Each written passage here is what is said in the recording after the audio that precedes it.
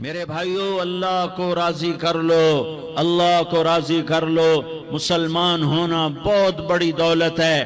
میں 6 بر اعظم پھرا ہوں، دنیا کے بادشاہوں سے ملا ہوں، مالدار فقیروں سے ملا ہوں، جنہیں اللہ کا نہیں پتہ، ان سے زیادہ درد مند انسان دنیا میں کوئی نہیں۔ جنہوں نے اللہ کو بھلا دیا، ان سے زیادہ دکھی انسان کوئی نہیں۔ جنہوں نے اللہ کو بھلا دیا، ان سے زیادہ ناکام انسان کوئی نہیں۔ اللہ کو پا لینے والا کبھی نہ ہارا، اور اللہ کو کھو دینے والا کبھی نہ جیتا۔ اللہ کو راضی کرنے والے کے مقدر میں ہار نہیں ہے، چاہے سولی پہ لٹک جائے، چاہے ٹکڑے ٹکڑے کر دیا جائے، چاہے آگ میں جلا دیا جائے، چاہے جانوروں کے آگے قیمہ کر کے پھینک دیا جائے۔ جس نے اللہ کو پا لیا وہ کبھی نہ ہارا، اس نے کچھ نہ کھویا، اس نے سب کچھ پایا۔ اور جس نے اللہ کو کھو دیا، اس نے سب کچھ کھو دیا، سب کچھ لٹ گیا۔ بھائیو، میں آج جھولی پھیلانے آیا ہوں، میں سیاسی آدمی نہیں ہوں، میں جھولی پھیلانے آیا ہوں، ووٹ کے لیے نہیں۔ میں اس بات کی جھولی پھیلانے آیا ہوں کہ آج تم سارے کلمہ گو مسلمان بھائی اللہ کو راضی کر لو، اللہ کو راضی کر لو۔ جتنا بڑا سودا کرنا پڑے کر جاؤ، جتنی بڑی قیمت دینی پڑے دے جاؤ، اور اپنے اللہ کو راضی کر جاؤ۔ جان پہ کھیلنا پڑے کھیل جاؤ، مال لٹانا پڑے لٹا دو، عزت آبرو داؤ پہ لگے لگا دو، پر اللہ کو نہ ہاتھ سے جانے دو۔ اللہ تمہارا ہے تو سب کچھ تمہارا ہے، اللہ تمہارا نہیں تو کچھ بھی تمہارا نہیں ہے۔ فرعون کی باندھی مسلم عورتیں بہت سی موجود ہیں بیان میں، عورتوں کے لیے سنا رہا ہوں، تمہارے لیے بھی سنا رہا ہوں۔ فرعون کی ایک باندھی تھی، مسلمان ہو گئی۔ عورت تو کمزور ہوتی ہے، پھر وہ باندھی ہو تو اور کمزور ہوتی ہے، اور کلمہ چھپتا نہیں ہے۔ اس کا ایمان اس کے دل میں تھا، پر وہ نکل ہی پڑا۔ خوشبو کون چھپا سکے؟ خوشبو کیسے چھپ سکتی ہے؟ اس کے ایمان کا پتہ چل گیا۔ فرعون نے اسے پکڑوایا۔ اس کی 2 بیٹیاں تھیں، ایک دودھ پیتی تھی، ایک انگلی پکڑ کے چلتی تھی۔ اس نے بڑے کڑا میں تیل ڈالا، اس کے نیچے آگ جلائی، تیل کھولنے لگا، اس نے دربار سجایا، اور اس کے اپنی باندھی کو بلایا، اس کی 2 بیٹیوں کو بلایا۔ یہ مائیں سن رہی ہیں کہ ماں اولاد کے لیے کیا کچھ کر گزرتی ہے، کیا کچھ کر گزرتی ہے۔ مامتا سے تاریخ بھری پڑی ہے، اور اللہ نے بھی جو اپنی محبت کو تشبیہ دی ہے کہ میں اپنے بندوں سے محبت کرتا ہوں، تو باپ کی محبت سے تشبیہ نہیں دی۔ اللہ نے کہا میں ماں سے 70 گنا زیادہ پیار کرتا ہوں۔ اس نے کہا، فرعون نے کہا اگر تو موسیٰ کے رب پہ ایمان لائی تو تیری دونوں بیٹیوں کو جلا دوں گا اس تیل کے اندر، اور تجھے بھی جلا دوں گا اس تیل کے اندر۔ ہاں لوگ سمجھتے ہیں موت بہت بڑی سزا ہے۔ ارے جس نے اللہ کو پا لیا اس کے لیے موت تحفہ ہے۔ وہ دنیا کے دکھوں سے نجات پا گیا اور آخرت کی نعمتوں کا حقدار بن گیا۔ تو فرعون کی باندھی نے کہا، فرعون یہ تو میری 2 ہیں، اگر میرے پاس اور ہوتی، میرے پاس 100 ہوتی تو میں 100 بھی اللہ کے نام پہ قربان کر دیتی۔ فقض ما انت قاض، کر جو تجھے کرنا ہے۔ انہیں بڑی بیٹی کو پکڑا، انہیں کہا اماں ہائے اس ماں سے پوچھو جس کے آگے جلتا ہوا تیل اور اس کی بیٹی کو ڈالا جا رہا ہو، اور وہ اماں کہے، اور اس کا ایک بول ماں کا، ایک بول بیٹی کی جان بچا سکتا ہو۔ کلمہ کفر کہہ جا، گھر میں جا کے توبہ کر لے، معاف ہو جائے گا۔ میں قربان جاؤں۔ ایک مقام ایمان کا ایسا آتا ہے کہ قربان ہونا زیادہ محبوب ہو جاتا ہے جان بچانے سے۔ انہوں نے کہا اماں، انہوں نے کہا بیٹی صبر، اللہ کے نام پہ قربان ہو جا۔ ادھر آ ستمگر، ہنر آزمائیں تو تیر آزما، ہم جگر آزمائیں اہ نہ کر لبوں کو سی، عشق ہے دل لگی نہیں، سینے پہ تیر کھائے جا، آگے قدم بڑھائے جا، یا زبان حال سے کہہ دے کہ ہاں ستائے جا۔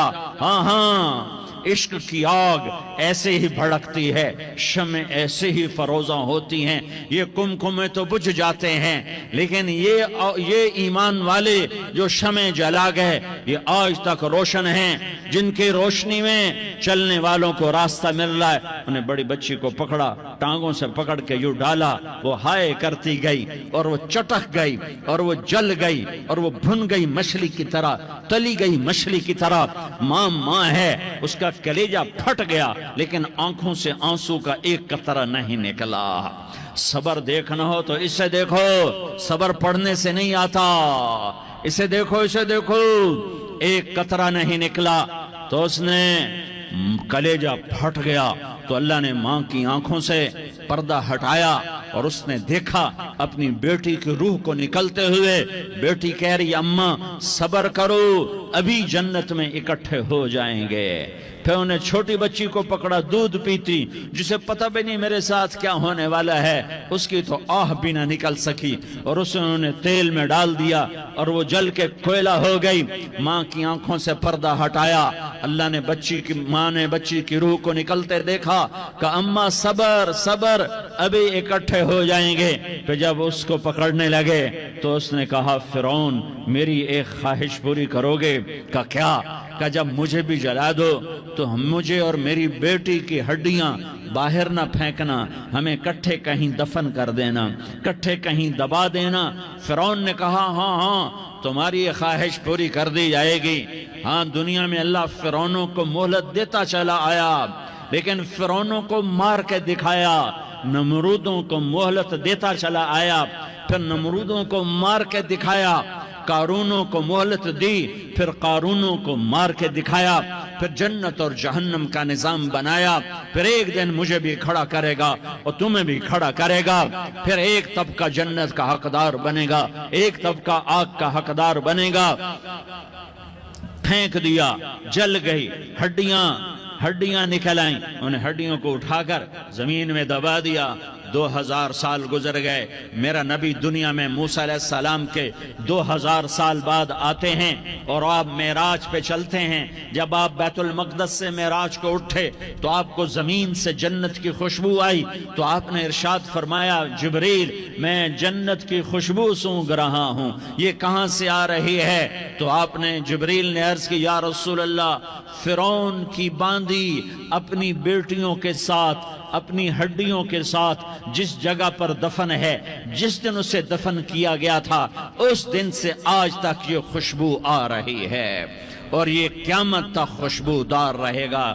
یہ زمین کا ٹکڑا کہ یہاں وہ دفن ہے جس نے اللہ کے ساتھ سودا کر لیا۔ اللہ سے سودا کر لو، اللہ سے سودا کر لو۔ یہ سودا حسین نے کیا اللہ کے ساتھ، ایک سودا یزید نے کیا، اس نے خون بہایا، اس نے ظلم کیا۔ ارے ظالم کبھی ہرا نہیں ہوتا اور مظلوم کبھی خشک نہیں ہوتا، ظالم پہ کبھی بہار نہیں آتی اور مظلوم پہ کبھی خزاں نہیں آتی۔ اللہ ظالم کو مہلت ضرور دیتا ہے، لیکن ایک دن ہے جب اللہ جنت کو سجائے گا اور جہنم کو بھڑکائے گا اور ترازو کو لٹکائے گا اور پل صراط کو قائم کرے گا اور اپنے عرش کو لائے گا اور خود فرشتوں کو بلائے گا، پھر طارق جمیل کو قبر سے اٹھائے گا، سردار عزیر کو قبر سے اٹھائے گا، زید عمر بکر کو قبر سے اٹھائے گا، پھر مجھ سے سوال کرے گا میں نے تمہیں دنیا میں عزت دی، مال دیا، بتا آج میرے لیے کیا کر کے لایا ہے؟ بولو آج کیا کر کے لائے ہو؟ یا اللہ کی قیامت سے ٹکر لے جاؤ، یا اللہ کی جہنم کو پانی سے بجھا دو، یا اللہ کی جنت کو آگ لگا دو، یا قبر میں جانے سے انکار کر دو، یا موت سے لڑنے کی طاقت دکھا دو، یا یہ طرز زندگی چھوڑو جس نے ہمیں ہلاک کر دیا، اللہ کے سامنے رسوا کر دیا۔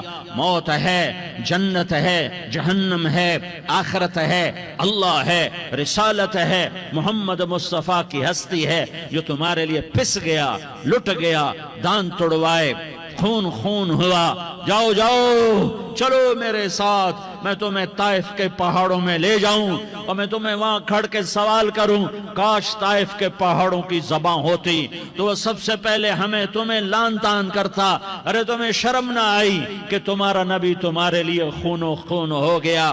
اس کے 2 دفعہ آسمان کے فرشتے روئے ہیں، 2 دفعہ آسمان کے فرشتے روئے ہیں۔ ایک 4000 سال پہلے جب ابراہیم بوڑھا باپ 96 سال کی عمر اور 6 سال کا بچہ، اور حکم دیا جا رہا ہے دشمن کے گلے پہ چھری چلانا تو بڑا آسان ہے کہ انسان جب وحشی بن جاتا ہے، جانور بن جاتا ہے، سانپ بن جاتا ہے تو اسے ڈسنے میں کوئی آر نہیں ہوتا، اسے کاٹنے میں کوئی آر نہیں ہوتا، لیکن سامنے تو اسماعیل کھڑا ہے، 86 سال کی عمر میں بیٹا ملا اور باپ 92-94 سال کا بوڑھا ہو گیا، اور میرا رب کہتا ہے ابراہیم اسماعیل کی گردن پہ چھری چلا دے، میں دیکھنا چاہتا ہوں تو میرا ہے یا اسماعیل کا ہے، تیرے دل میں ہوں یا اسماعیل ہے؟ کہ میرے رب ہزاروں اسماعیل تجھ پہ قربان کر دوں۔ چھری اٹھائی، فلسطین سے چلے اور پہنچے مکہ مکرمہ، بیوی سے کہا بچے کو تیار کرا دو، سیر کرانے لے جا رہا ہوں، بچے کو تیار کرایا۔ آج پہلی دفعہ بچہ باپ کو دیکھ رہا ہے، انگلی پکڑ کے اچھلتا ہوا جا رہا ہے، میرا ابا مجھے سیر کرانے لے جا رہا ہے، یعنی خبر کے چھری کے نیچے سے گزارنے لے جا رہا ہے، اور لیاری والوں کو پیغام دینے جا رہا ہے کہ اللہ پر ہر شے قربان کرنا سیکھو، اللہ کے لیے ہر جذبہ چھوڑنا سیکھو، ہر شے سے ہٹنا سیکھو، جہاں اللہ ناراض ہے ہٹ جاؤ، ہٹ جاؤ، ہٹ جاؤ، ہار نہ پڑے ہار جاؤ، مٹنا پڑے مٹ جاؤ، لٹنا پڑے لٹ جاؤ، دھکے کھانے پڑے کھا لو کھا لو کھا لو، کہ دنیا میں سب سے زیادہ دھکے کھانے والا میرا حبیب محمد مصطفیٰ۔ مجھے لیاری کا کوئی گھر دکھاؤ جہاں غریب نے پیٹ پہ پتھر باندھا ہو، آؤ میں تمہیں دکھاتا ہوں، میرا نبی مسجد نبوی میں بیٹھا ہوا ہے اور ایک صحابی آتا ہے اور آ کر یوں کپڑا اٹھاتا ہے، کہتا یا رسول اللہ ادھر دیکھو، میں نے پیٹ پہ پتھر باندھا ہوا ہے، بھوک کی وجہ سے میں سیدھا نہیں ہو پا رہا، 2 جہان کا سردار، مقام محمود کا مالک، عرش فرش پر جس کے نبوت کے ڈنکے، محمد جس کا نام، احمد جس کا نام، طٰہٰ جس کا نام، یاسین جس کا نام، پیٹ سے کپڑا ہٹاتا ہے اور فرماتا ہے دیکھ میرا صحابی، تیرے پیٹ پر 1 پتھر ہے، میرے پیٹ پہ 2 پتھر بندھے ہوئے ہیں، میرے پیٹ پر 2 پتھر بندھے ہوئے ہیں۔ ہاں ابراہیم نے چھری نکالی، بیٹا تیرے ذبح کرنے کا حکم ہو چکا ہے۔ بیٹا کہتا ابا جلدی کر، دیر کیوں کرتا ہے؟ ہاں کہانی سنانی ہے لیاری والوں کو، ایسی اولاد بناؤ، ایسے باپ بنو، اللہ کے امر پر یوں قربان ہونا سیکھو۔